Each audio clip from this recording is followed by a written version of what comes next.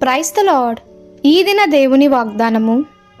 నా శ్రమలో నేను యెహోవాకు మొరపెట్టి తిని, నా దేవుని ప్రార్థన చేసి తిని, ఆయన తన ఆలయంలో ఆలకించి నా ప్రార్థన అంగీకరించెను. నా మొర ఆయన చెవులలో చొచ్చెను. 2 సమూయేలు 22వ అధ్యాయము 7వ వచనము. నీవెన్నడైనా తీవ్రమైన ఒత్తిడిని ఎదుర్కొన్నావా? కొన్ని ఒత్తిళ్లు బాహ్య కారణమును బట్టి వస్తుంటాయి. అయితే అనేకసార్లు ఈ ఒత్తిళ్లు మన సొంత పాపస్థితిని బట్టి మనకు వస్తుంటాయి.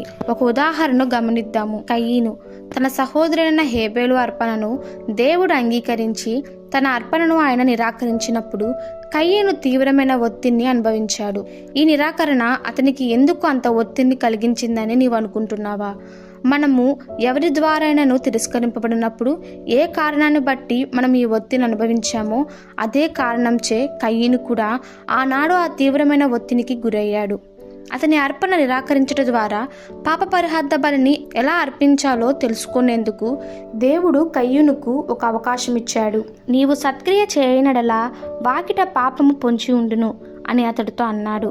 తన ఒత్తిడికి ప్రతిస్పందించేందుకు దేవుడు అతనికి ఇచ్చిన అవకాశాన్ని అంగీకరించడానికి బదులుగా కయీను తన తమ్ముడైన హేబేలును హత్య చేశాడు. ఒత్తిళ్లు తప్పించుకునేందుకు మనం చేసే సొంత ప్రయత్నాలు ఆ ఒత్తిళ్లను ఇంకా అధికం చేస్తాయి. ఇంకోసారి నీవు తీవ్రమైన ఒత్తిడికి గురైనప్పుడు నీవు ఇలా ప్రశ్నించుకో: నాలో ద్వేషాగ్ని రగులుతుందా? నా ఆశలు అడియాశలయ్యాయా?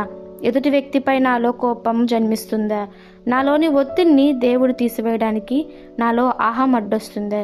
మనలో ఒత్తిడిని కలుగ చేసేది అహం అనే పాపం ఒకటే కాదు, కానీ ఇది అనేకమైన పాపంలో ఒకటి.